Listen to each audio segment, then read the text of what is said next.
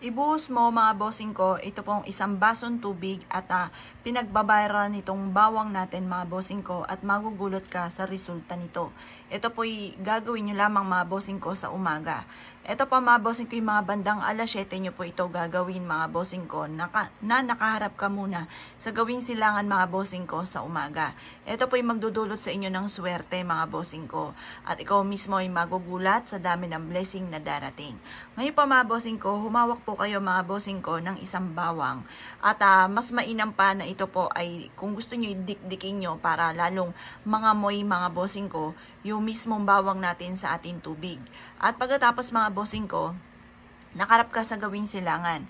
At pagkatapos mga boss, ang gagawin nyo lamang mga bossing ko, magwi-wish ka ng lahat ng gusto ninyo. Sabihin nyo po sa pamamagitan ng pampaswerteng ito, ang lahat ng inyo po mga hihilingin ay matutupad.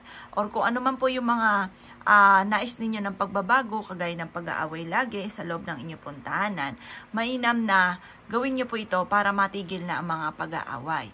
Dahil maaaring marami ng mga negatibong enerhiya sa loob ng inyong tahanan, kaya nagkakaroon ng mga madalas na pagtatalo. At ganoon din po yung mailap ang swerte, lalo na sa pera, problemado lagi sa pera.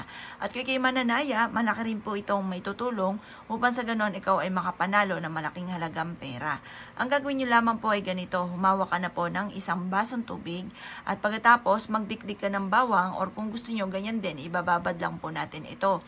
24 oras nating ibababad. Pero bago nyo ito ibabad, mag-wish ka muna na lahat ng gusto po ninyo. Pagtapos ka na mag-wish mga bossing ko, ibilad ito sa sinag ng araw hanggang alas 8 ng umaga. At pagkatapos mga bossing ko, ng alas 8 ng umaga ay ilagay nyo ito sa ilalim ng inyong higaan. At bukas mga bossing ko, i-overnight natin to sa ilalim ng ating higaan. Upang sa ganon, kung ano man ang mga negatibong enerhiya sa inyo pong katawan, yan po ay maaaring mawawala na mga bossing. Yan po ay malaki po ang magandang dulot ng ating pong bawang at ganoon din po ng ating tubig sa paglalagay sa ilalim ng ating higaan. Mainam po mga bossing ko na ito po ay ilagay po natin ng 24 oras sa ilalim ng inyong higaan. Makalipas ang kinaumagahan mga bossing ko, ay kunin nyo po ito mga bossing ko ang tubig na may pinagbabara ng bawang at ibuhos ito sa harapan ng inyong puntahanan or sa harapan ng inyong pong main door. Ang dulot po nito ay swerte. Hayaan nyo po siya na kusang matuyo po dyan. Ito pa mga bossing ko, magugulat ka kung never nyo pa ito na hindi nagagawa. Magugulat ka sa daming magagandang benepisyo na dulot po ng ating pong bawang at ng tubig.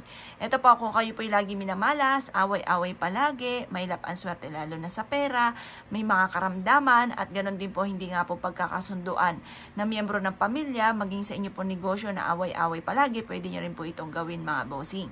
Ibabad nyo rin po yan sa bawang at tubig at ilagay ito naman sa ilalim ng kaha po ninyo.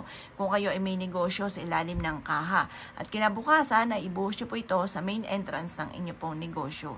Ang dulot po nito ay swerte. Hayaan nyo nang matuyo lang po yan dyan mga bossing ko. Ngayon po mga bossing ko, ikinaniwala at naisyo po itong gawin. Asya mga boss. Good luck po sa inyo po lahat.